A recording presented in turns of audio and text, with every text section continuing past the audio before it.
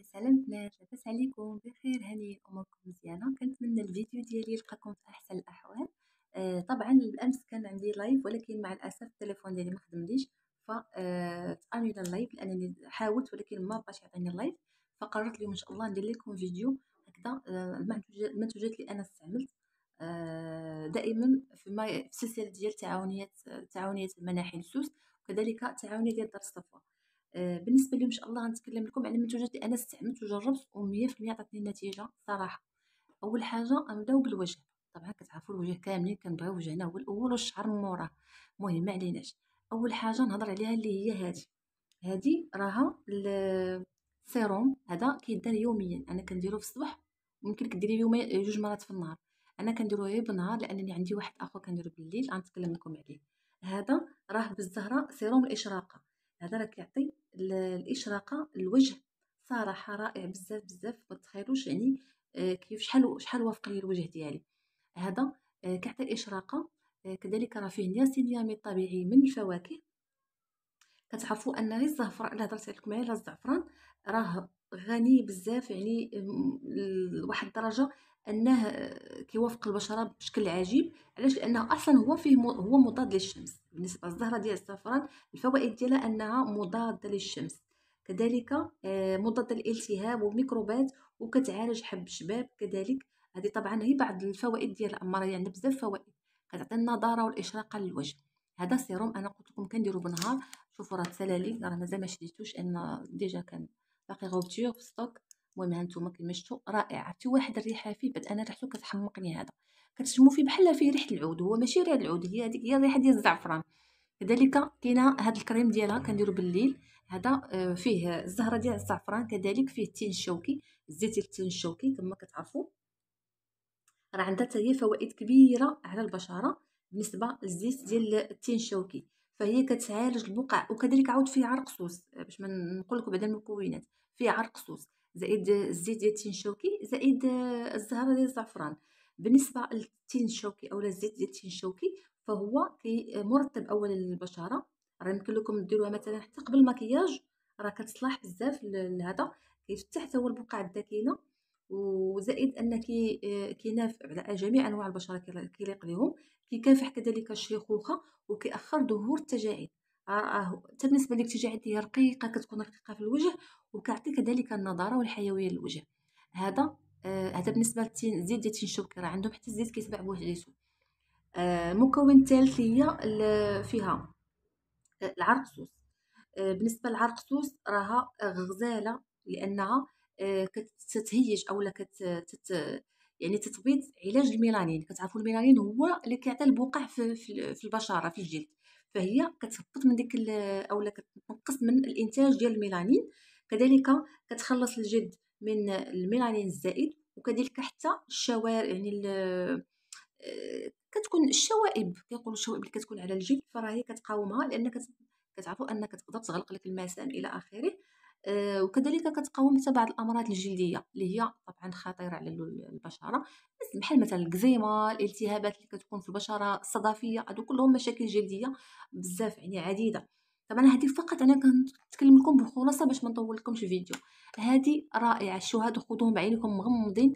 راه انا كنستعملهم، راه تسلالي كاع اللي كنعرف خداوه. شفت كذلك النتائج المبهره اللي البنات اللي خداو من عندنا هنا من التعاونيه. وانا انا خديتها من موراهم صراحه، ملي شفت النتيجه خديتهم. فنقول لكم هذا المنتوج السحري اللي انا ما يمكنش نتخلى عليه ابدا ابدا. هادو بجوج. هذا كنديرو بالليل يمكن لك ديري بالليل وبالنهار، وهذا ديريه في الليل. يمكن لك ديري حتى هو بالنهار، ولكن الا كنتي غادي ما تخرجوش مثلا الشمس اولا غديري واقي الشمسي. يعني انا نفضل هذا نديروه بالليل صراحه. هذا انا كنديروه فقط بالنهار.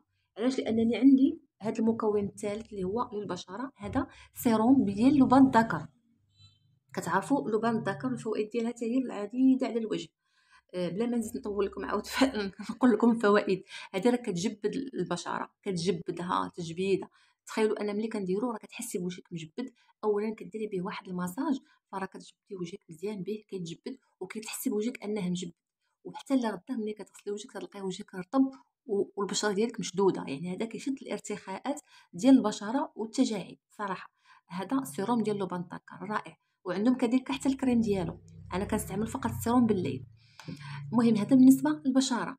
غندوزو عاوتاني بالنسبه للتبريمه. نهضر لكم على التبريمه عاد ندوز لكم للشعر. بالنسبه للتبريمه هذه رائعه صراحه، اول مره غنشري تبريمه وغتوافقني. هذه فيها علاش؟ لان المكونات ديالها مختلفه. هذه راه فيها العرعر، فيها الكركم، فيها الخزامه، وفيها كذلك الرمان، زائد فيتامين او و سي. هذه كديريها بالماء ماشي بالصابون، كديريها بالماء. اول حاجه كنديرها بالماء سخون، كنمشي للحمام طبعا، كنديرها في الداس ديالي، كنتسنى 10 دقائق. ملي كتسالي 10 دقائق كندير الصابون بلدي اللي هو انا عندي هذا ديال العنبر، ها هما عندهم، راه غزال غزال غزال كيحمق. ها نتوما كما شفتوا صابون، هادو ماشي من صابون نوار. المهم بالنسبه لفوائد العرعار باش ما نهرب لكمش. بالنسبه لفوائد العرعار فهي عندها واحد، هي اصلا كتحتوي على الزيت، واحد الزيت، واحد نوع من الزيوت اللي اصلا كيقشر البشره. يعني هي كتقشر البشره، زائد كترطب، زائد كتزول الشوائب والسموم اللي كتكون فوق سطح الجلد. وكذلك كتساهم اولا كتساعد في نمو خلايا البشره. هذه راه ما تخيلوش الوسخ حاشاكم اللي كيخرج منكم اللي كديروا هذه بعد انا نبصر لكم لا على العشرة. إلى رائعة بزاف. زائد أنها كتهدل الإحمرار والتهيج ديال البشرة، وكتعالج مثلا الطفح، مثلا ملي كيكون شي طفح جلدي، مثلا الناس ديال الصدفيه يمكن يستعملوها. وكذلك الناس اللي عندهم مثلا العرعر، كنقول لكم دائما فوائد العرعر بالنسبه للناس اللي عندهم الجروح او لا شي جرحه مثلا، راه العرعر مزيان مزيان بزاف. ومهم هذا رائعه بزاف، وحتى ريحتها زوينه، ريحتها غزاله غزاله. كما قلت لكم كندير موراها الصابون، هذا الصابون ديال العنبر حتى هو راه غزال.